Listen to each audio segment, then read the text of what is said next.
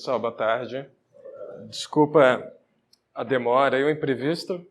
Quem trabalha com tecnologia sabe como é que funciona, né? Eu sou o Jorge. Eu tenho uma startup que chama Planet Code e a gente trabalha com educação infantil, com educação de tecnologia. Só para eu entender um pouco aqui, quem trabalha na área de educação? Joia. É educação fundamental, graduação? Médio, fundamental, pós. Legal. Alguém de outra área? Não? Ah, bacana. Então, joia. Bom, vocês já ouviram falar no termo VUCA? Alguns? Não? Eu vou passar aqui um videozinho, bem rapidinho, que ele fala um pouquinho sobre esse termo.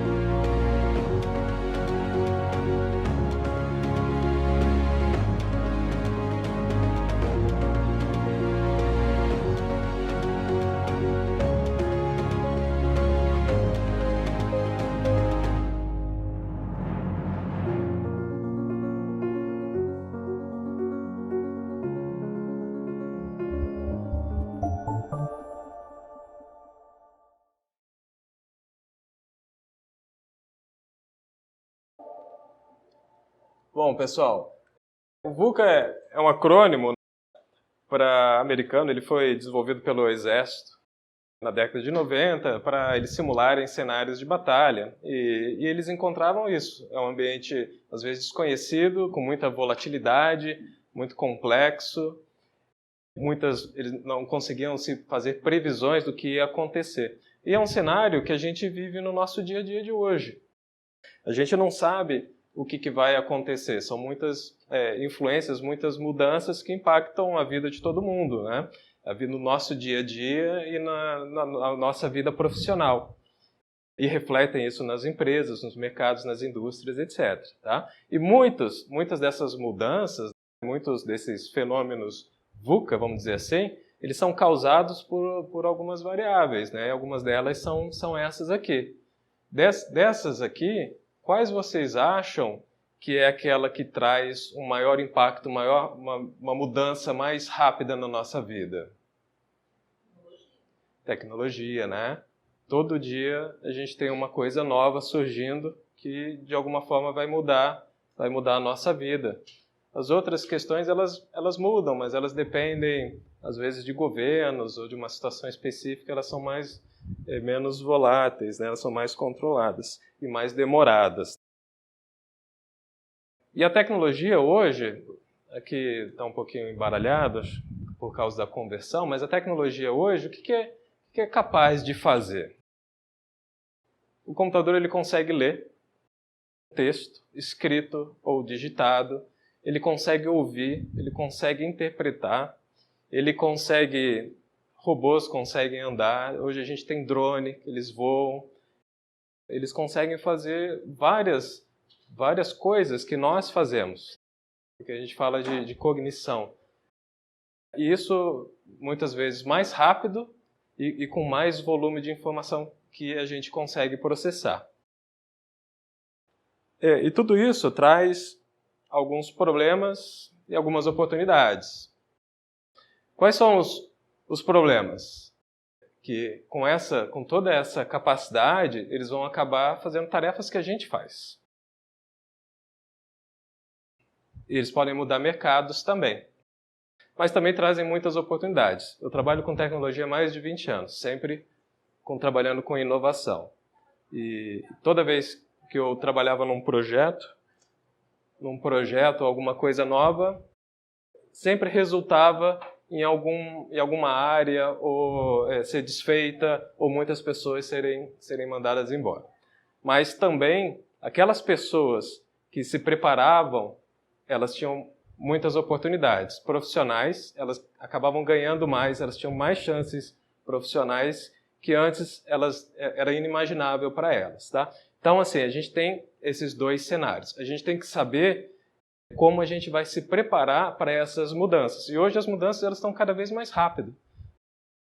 E como a gente aqui está falando de educação, a gente tem que, olhando nesse aspecto, como é que a gente está preparando os alunos de hoje? Como é que a gente está educando? Para que mundo a gente está preparando eles?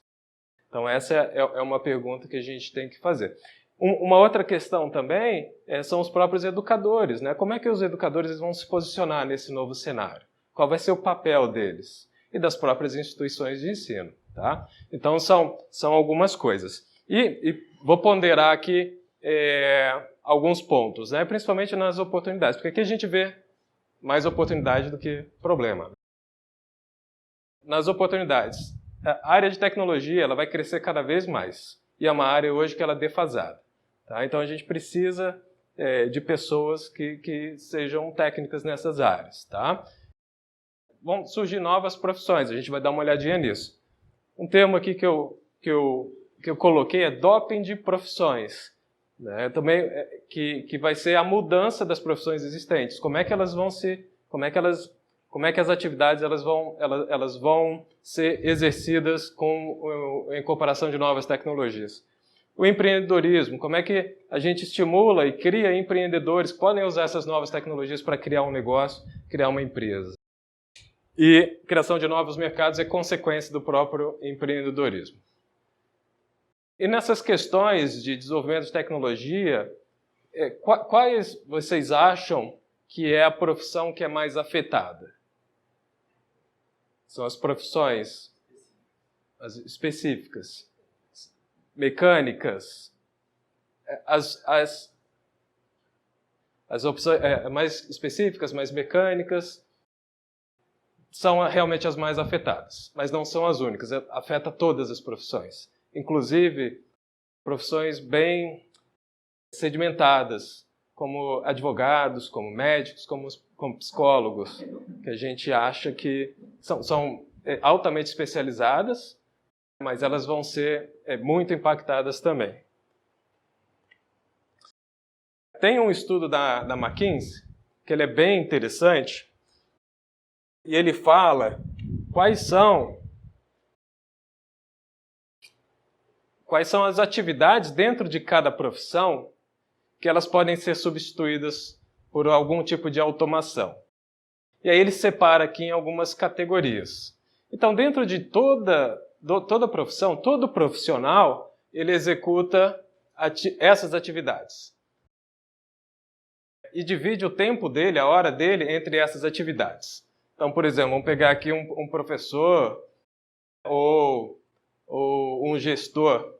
Ele vai, em algum momento, vai fazer gestão de pessoas, em algum momento ele vai aplicar o conhecimento dele, a experiência dele para resolver algum problema, em algum momento ele vai ter que lidar com outras pessoas. E assim por diante. Ele vai ter tarefas que ele vai executar que são tarefas repetitivas, tá? Então esse estudo ele é bem bacana porque ele quebrou as horas de atividade que cada área de atuação ela executa.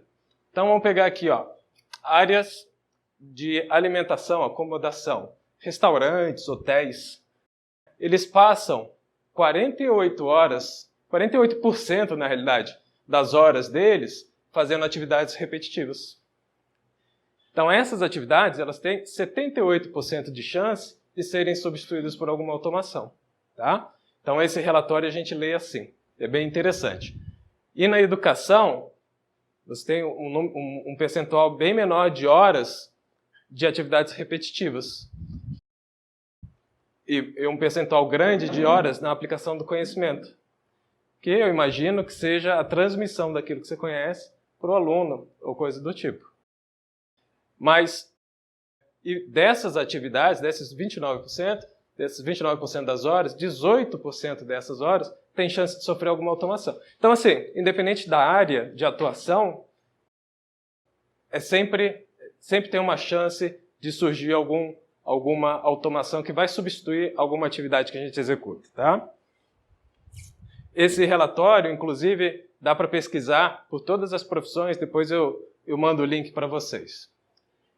E tem um estudo que foi encomendado por uma agência americana, que é o Conselho Econômico da Casa Branca, e eles fizeram um estudo de impacto da tecnologia até 2030 ou 2036, se eu não me engano. E eles falaram o seguinte, olha, os trabalhadores que ganham menos, que são 81 milhões de trabalhadores nos Estados Unidos, que ganham menos de $20 por hora, eles têm 83% das atividades que eles executam, provavelmente 83% dessas atividades elas vão ser substituídas por alguma automação. Então é bastante. Então assim, a gente vê que as atividades profissionais que eles são menos qualificados, eles vão sofrer mais, tá? E os que são mais qualificados são os que têm a chance de sofrer menos, tá? Então isso também é para a gente pensar, né? Que tipo de profissional a gente vai estar formando? A gente vai estar formando um profissional que ele não vai ter espaço no mercado, ou a gente vai ter que qualificar ele para que ele tenha o espaço. Então essas são estou trazendo aqui algumas reflexões. E dentro desse processo todo, a gente tem sempre paradigmas de mercado que eles estão sendo destruídos. Então a gente vê aí, por exemplo, diversas indústrias. O cavalo, né, era o meio de transporte que a gente usava por milênios. Até 1940, São Paulo dividia lá as charretes com os carros. Quanto tempo demorou para haver uma mudança nesse mercado? muito tempo, né? Agora, hoje, a gente tem empresas novas que surgiram há pouco tempo que elas nem existem mais. Por exemplo, Netscape, a AOL, né, que comprou a Time Warner, depois foi engolida, né? Mercado de discos. Então, a gente tem vários exemplos aí. E se a gente pegar da última década, das últimas décadas, as mudanças estão sendo cada vez mais rápidas. Empresas nascem, quebram mercados existentes e elas morrem porque já surge outra coisa diferente. Jornais, clássico também. E isso, a gente fala de indústria, mas tem um impacto direto na economia e nos profissionais que trabalham nessas áreas. E a indústria do ensino? Vocês trabalham aqui, alguns de vocês, na área superior. Acho que uma preocupação grande de vocês é com a diminuição de matrículas nas unidades físicas. E eu vi um estudo, um gráfico, mostrando exatamente isso. O declínio das inscrições das unidades físicas e um aumento na matrícula dos cursos online. Isso é um fenômeno que acontece aqui e acontece no mundo inteiro. Qual vai ser o futuro desse mercado? Como é que a gente vai estar trabalhando? Então, assim, é a preocupação com o aluno, aquilo que a gente vai ensinar para ele, e é a preocupação com a instituição e com os profissionais que estão dentro dela. Tá? Nos Estados Unidos, hoje, eles têm uma tradição muito forte de homeschooling. Então, lá, a mãe e o pai, eles podem ensinar em casa os seus alunos. Ele não necessariamente precisa ir para a escola. Ele faz algumas provas, eu acho, por período. Hoje lá já tem ensino online, somente online, né, de high school ou do ensino infantil. E tem um site que ele mostra pra gente, tá tudo na apresentação, eu mando para vocês depois, tá? Ou vocês me passam um e-mail, ou vocês me deixam aqui comigo. Lá eles falam o seguinte, tem uma lista de todos os estados americanos que oferecem algum tipo de ensino online à distância. E eles são de diferentes formas. Alguns são suporte ao ensino físico, né, que existe dentro da escola. Outros são cursos complementares, ou seja, a criança ela vai para a escola, ela faz algumas matérias e tem outras matérias que ela faz através do ensino online. E tem outras opções, isso é determinado de estado para estado. Tem estados que é possível você fazer o curso online 100%. Né? E aí tem é interessante que tem alguns sites que a mãe, né, que sempre tem uma reportagem ou outra, questionando esse tipo de ensino, se ele é bom, se é ruim, etc. E eu vi uma declaração de uma mãe que ela gosta, o filho dela gosta, o filho dela tem 10, 12 anos, e ele estuda junto com um amiguinho, eles vão para o Starbucks para fazer as aulas. Então, assim, é uma mudança radical. E se a gente pensar mesmo, precisa ter uma escola física. Hoje, com a informação, com os cursos existentes, os professores eles são capazes de criar cursos. Qual é o sentido da escola física? Então, é isso que a gente precisa parar para pensar.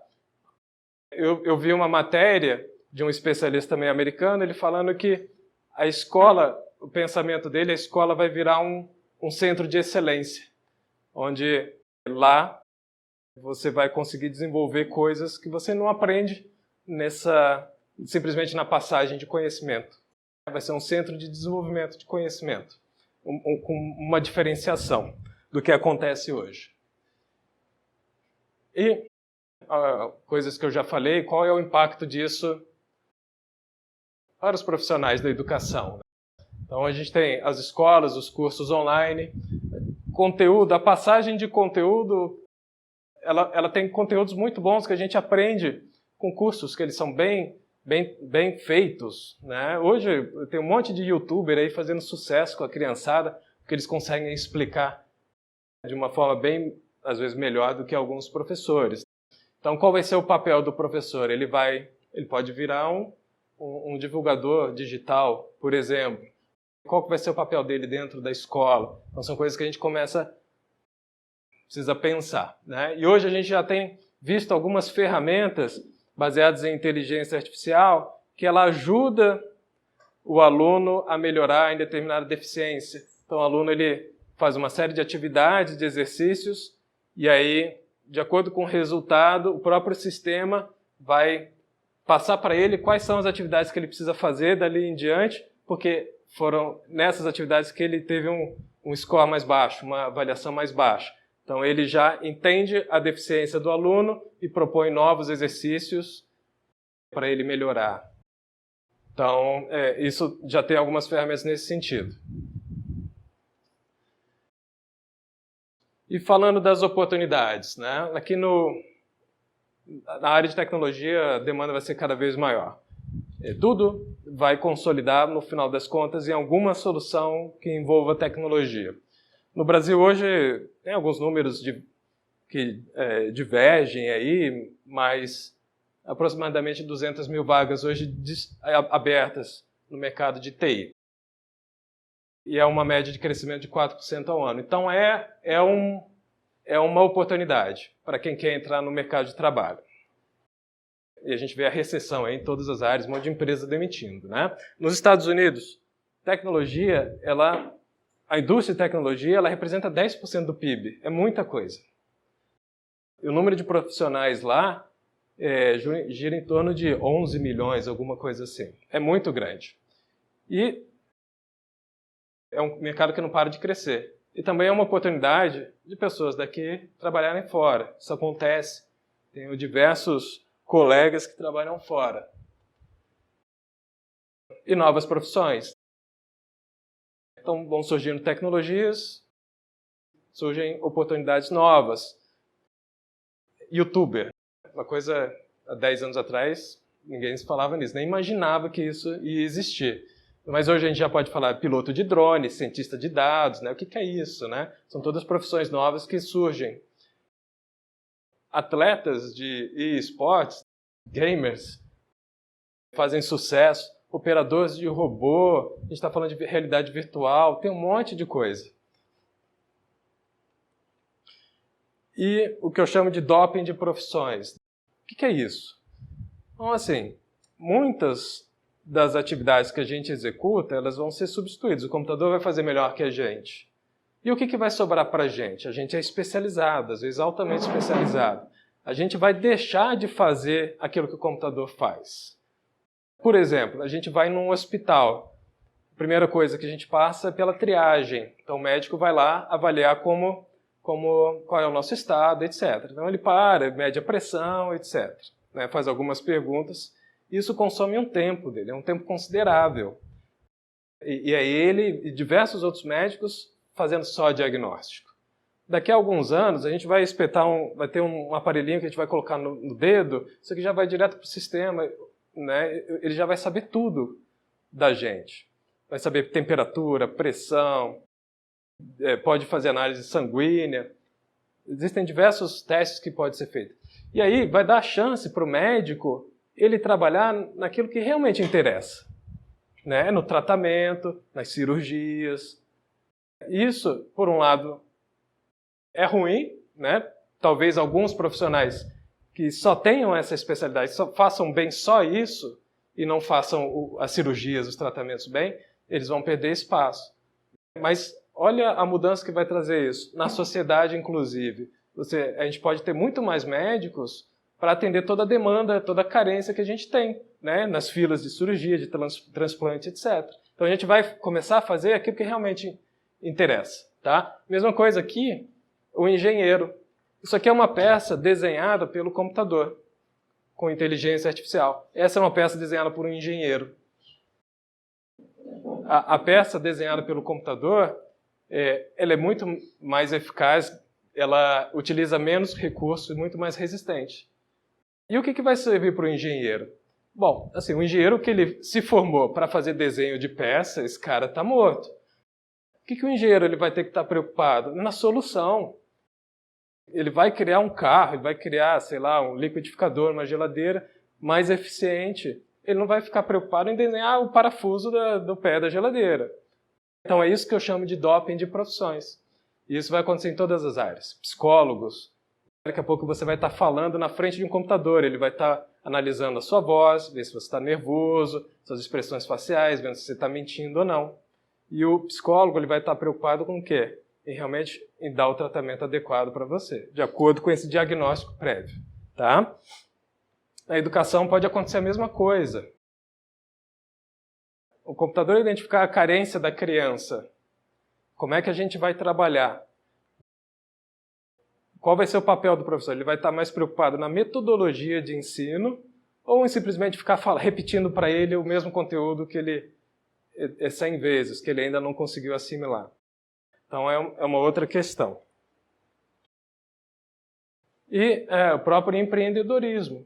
Por que a gente não cria pessoas capazes de, conhecendo tudo isso que existe de tecnologia, elas poderem criar as soluções para os problemas que existem hoje? Está acontecendo aqui hackathons. São crianças que foram passadas para eles alguns desafios e eles estão desenvolvendo soluções.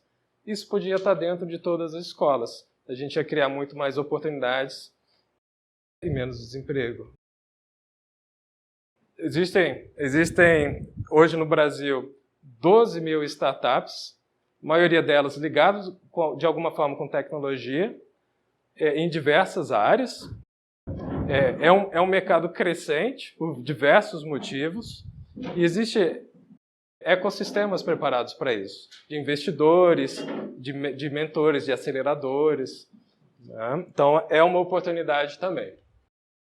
E novos mercados, que é consequência daquele passo anterior. Você consegue criar uma solução nova, você pode criar um mercado novo. Um mercado que ele vai, né, que é um dos chavões aí, disruptivo, que ele vai quebrar paradigmas, de repente substituir até alguma indústria tradicional. O que muitas empresas hoje elas estão fazendo é criando uma série de eventos como esses, de hackathons, e trazendo gente de fora para oxigenar com ideias novas. Eles estão terceirizando praticamente o P&D deles, a área de desenvolvimento, de pesquisa e desenvolvimento. Tá? Por quê? Porque elas são muito grandes, elas não conseguem caminhar na velocidade que os pequenos conseguem. E a gente, como educador, o que a gente faz nesse cenário? Aqui são só sugestões, né? Isso que eu estou falando para vocês são só opiniões e uma troca de ideias, tá? Mas o que eu penso é que a gente tem que preparar eles para esse cenário VUCA, do mundo VUCA. E tem que passar para eles habilidades tecnológicas, tá? Incluindo o empreendedorismo aí. Então, quando a gente fala em volatilidade, como é que a gente prepara uma criança para esse mundo volátil? Onde as mudanças elas são rápidas e constantes e imprevisíveis. Você tem que preparar a criança para que ela consiga também mudar nessa mesma velocidade. Então ela tem que ter algumas características para se adaptar a isso. Tem que saber que ela vai ter que aprender sempre. Ela tem que saber aprender sozinha.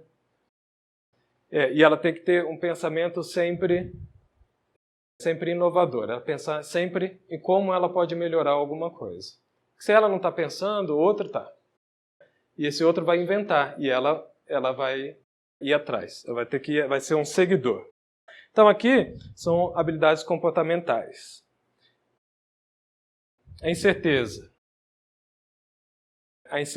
Aí eu coloquei alguns pontos aqui. A resiliência, ela aprender com erro. Hoje a criança, eu fui criado assim, né? O erro era sempre ruim. Então a gente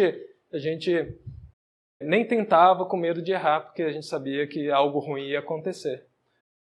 Hoje não, isso é um paradigma que a gente tem que quebrar. O erro é bom, o erro faz a gente aprender mais rápido. A gente tem que incentivar a criança a tentar. E ela vai errar, ela vai aprender com o erro. É mais fácil de aprender assim também. Quando ela erra tentando, ela não repete o erro. Então a gente tem também a questão a questão psicológica, da ansiedade, né? De que Thomas Edison tentou 1000 vezes fazer a lâmpada para uma dar certo. O que o cara tinha? Né? Muita persistência, muita resiliência. Então, isso são aspectos que a gente tem que trabalhar também. Algumas habilidades emocionais, algumas habilidades psicológicas. E no mundo complexo, cheio de variáveis até que a gente não conhece, a gente tenta prever algum cenário com aquilo que a gente conhece, mas tem uma série de outras coisas que podem afetar esse resultado. Como lidar com essa imprevisibilidade? Então, assim, de alguma forma a gente tem que saber analisar os dados que a gente tem para tomar alguma decisão, mesmo que eles sejam afetados por outros que a gente não conheça. Mas a gente precisa saber entender. E a gente está falando de um raciocínio lógico, interpretação de dados, uma capacidade analítica, e você está sempre questionando, você está sempre fazendo esse pensamento crítico. Então aqui são outras habilidades, são uma capacidade de raciocínio lógico, principalmente. E no mundo ambíguo, em que a gente tem, de um lado, a gente vive muito isso aqui no Brasil, né? A gente tem do lado o PT, do outro lado o Bolsonaro, e fica os dois brigando. Mas no final das contas, o que a gente quer? A gente quer uma vida boa para todo mundo. A gente fica brigando pela forma e não por aquilo que importa realmente. Que é todo mundo ter uma vida boa, com saúde, educação, etc. Então a gente vive nesse mundo ambíguo, com realidades diferentes, pensamentos diferentes. A gente tem que criar as crianças com um pensamento fechado ou aberto, a entender a opinião do outro e interpretar isso, colocar o chinelo, o sapato do outro e pensar naquilo que realmente importa. Então, algumas questões podem acontecer. Trabalhar essa questão de multiculturalidade, empatia, cooperação, tolerância. Então, são todas questões que a gente tem que saber assimilar. E aqui eu chamo de desenvolvimento de valores. E falando, então a gente viu ali habilidades para lidar com esse mundo VUCA, agora habilidades tecnológicas. Na maioria dos países desenvolvidos, educação de tecnologia ela já existe dentro da sala de aula. Se não me engano, o primeiro país a introduzir isso foi a Noruega, em 2012. E todos os outros começaram a seguir esse mesmo caminho. E o que é esse aprendizado de tecnologia? A criança aprende como o computador funciona, como a criança, não os componentes do computador, mas como o computador funciona, o processamento, a linguagem de programação. Então elas aprendem a codificar desde 5 anos de idade nas escolas. E alguns países eles têm um currículo que vai dos 5 até o ensino médio. Nos Estados Unidos, por exemplo, hoje metade das escolas ela já tem algum ensino de educação. Não é obrigatório lá, mas o número é bem grande. País como os Estados Unidos, com uma população grande. E outros ali pintados em vermelho, ou eles são obrigatórios na escola pública, né? Ou são atividades complementares opcionais para as crianças. Aqui no Brasil, eu não ouço falar isso, pelo menos nas instituições públicas. Vocês ouvem alguma coisa?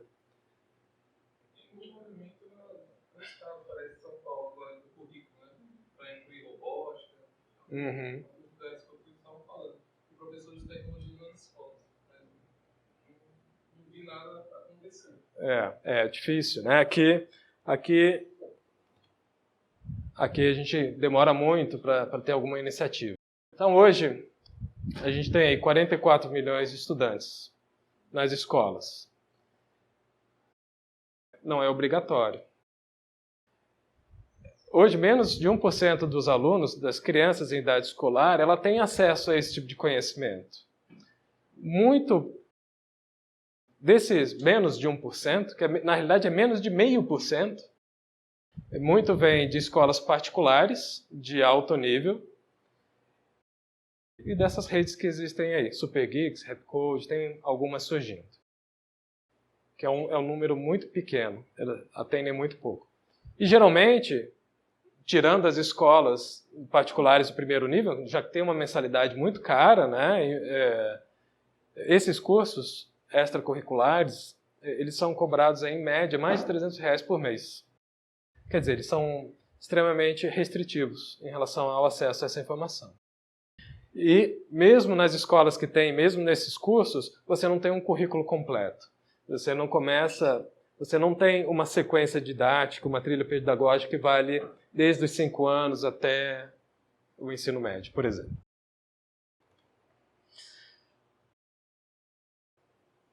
Bom, a minha startup ela trabalha em cima dessa proposta. E eu trabalho junto com escolas também. E aqui eu criei alguns passos para implementar esse tipo de ensino de tecnologia dentro das escolas. E eles podem servir também para quem queira construir algum tipo de curso,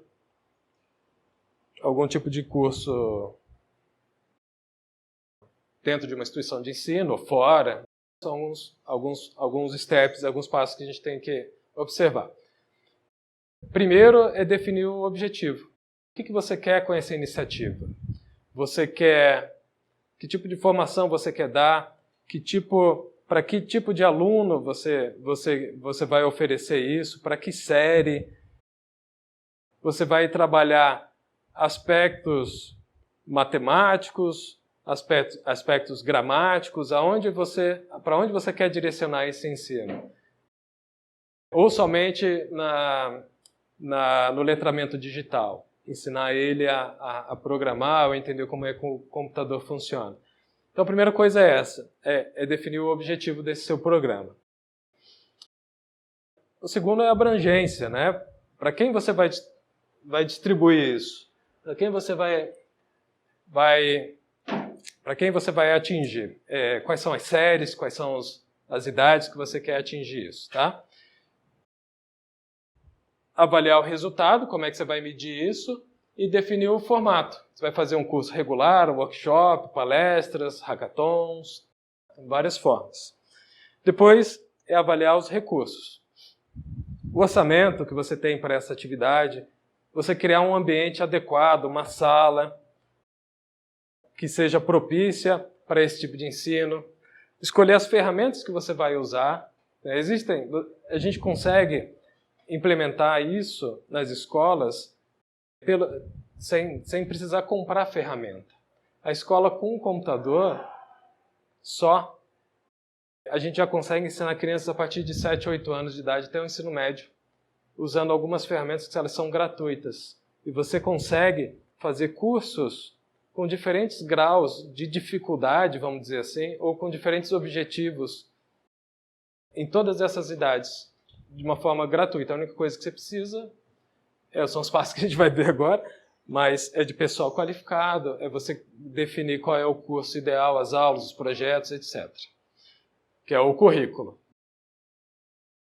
Definir carga horária, se você vai ter algum tipo de integração com as outras matérias, isso aqui vai estar relacionado com os objetivos.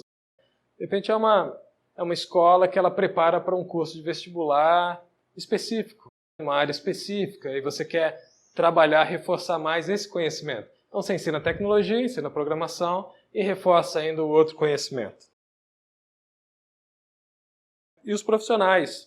Os profissionais ou você pode capacitar dentro de casa, isso eu converso com algumas escolas, elas têm preferências diferentes. Algumas elas preferem formar o profissional dentro de casa, outras elas preferem contratar terceiros. Então, são opções diferentes. E a captação dos alunos, né? Como é que você vai fazer isso? Como não é obrigatório, você tem que convencer o pai, tem que convencer a criança, você vai cobrar isso da criança, não vai? Então são outras questões que precisam ser levadas em consideração. E aqui são exemplos de alguns conteúdos que podem ser criados, que eles são multidisciplinares. Deixa eu ver se eu consigo, eu vou carregar um aqui.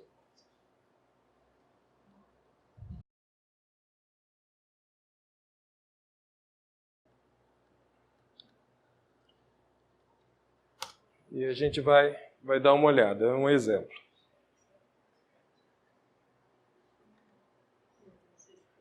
Vocês conhecem? Todo mundo conhece? Não. Alguns não conhecem.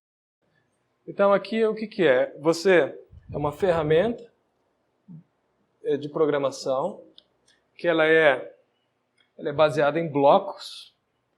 Então você cria toda a lógica de programação em blocos, tem uma série de comandos aqui. E você ensina essa lógica computacional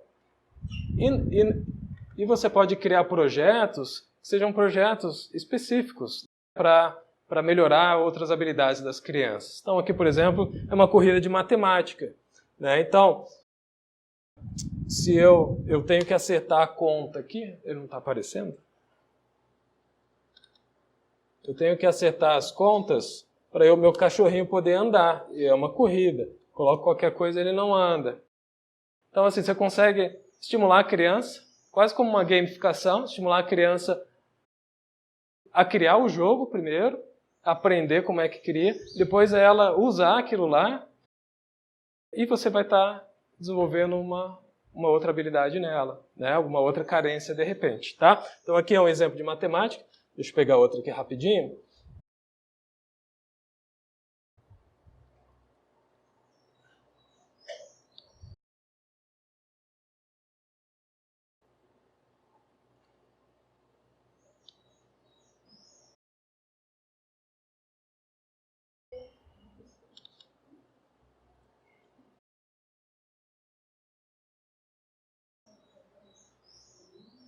Bom, ele não está achando isso aqui, deve ter copiado alguma coisa errada. Mas você pode criar diversos outros projetos. O que eu ia mostrar aqui para vocês é um quiz, né? Deixa eu pegar aqui na apresentação. E aí nesse quiz,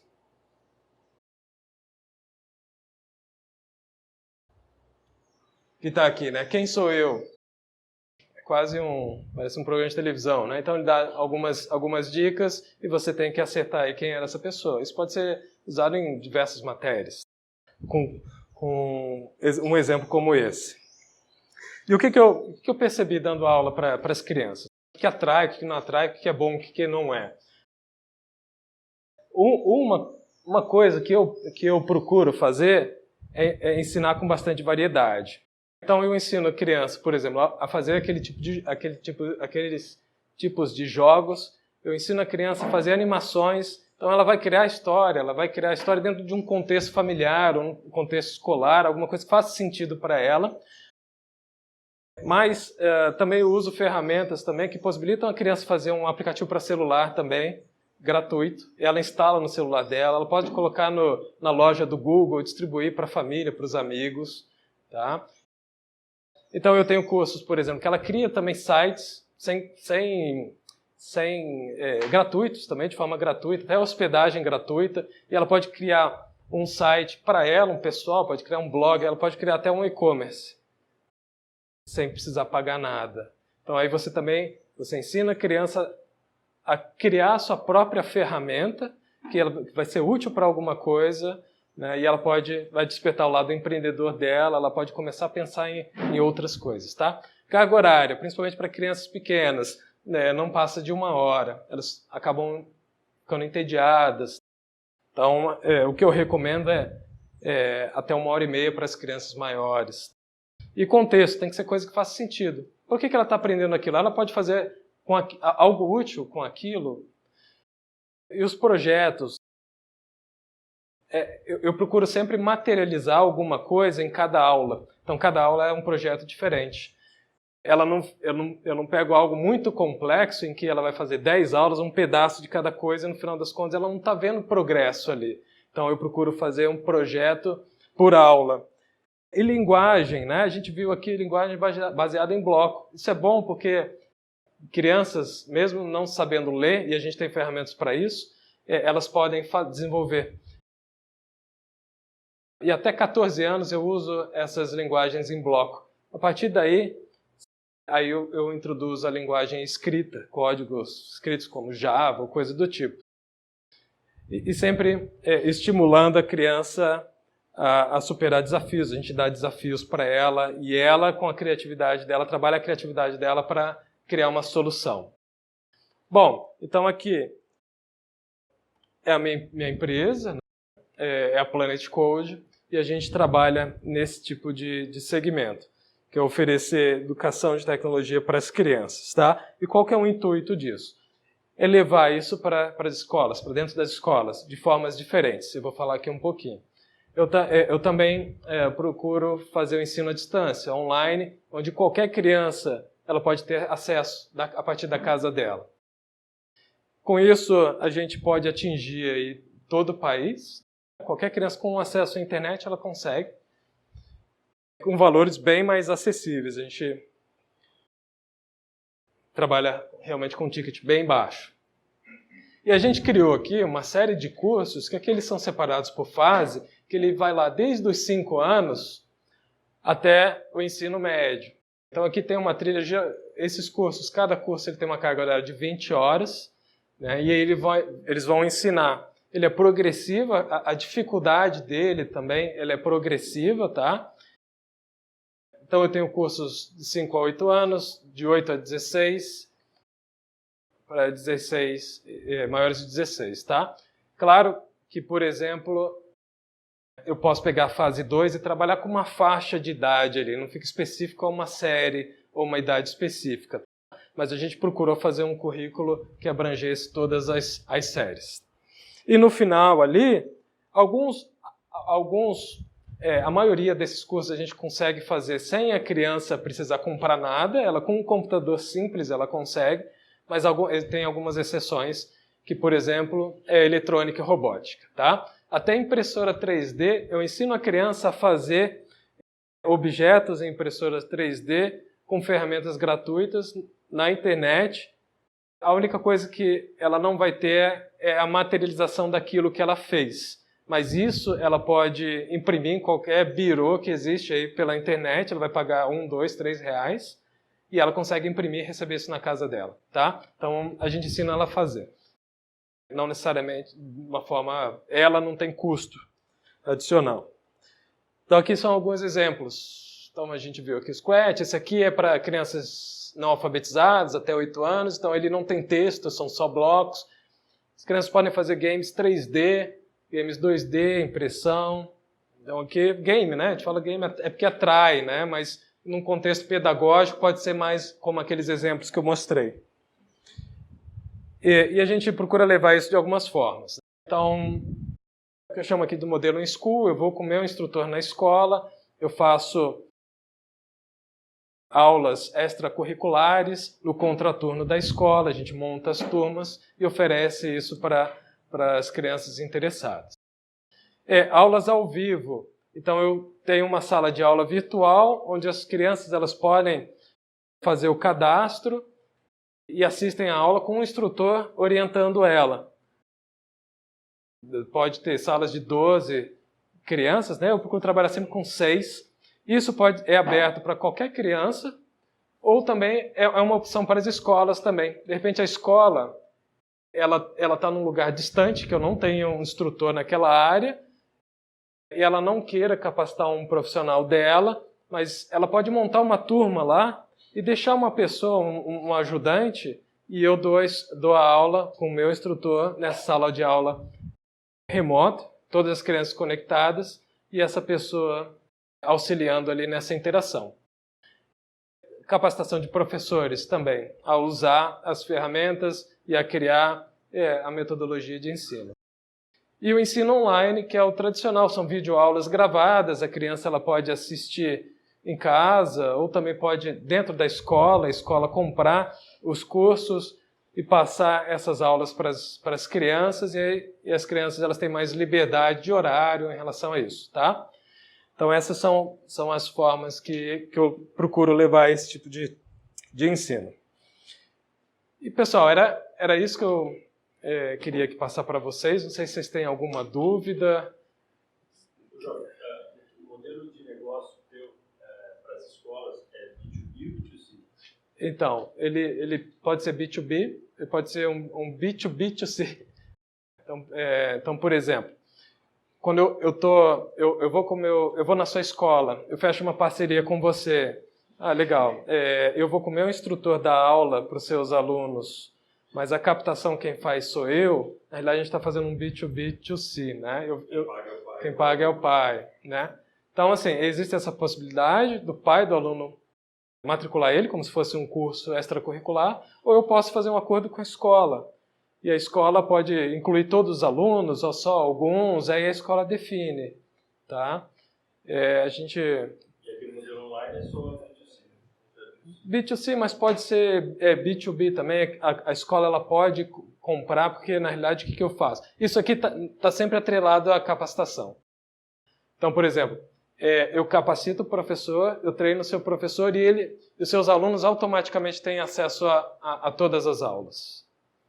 Tá? Mas se você quiser só a capacitação, sem todas as minhas aulas, os meus cursos, você pode. Mas aí você vai ter que montar as aulas e os cursos.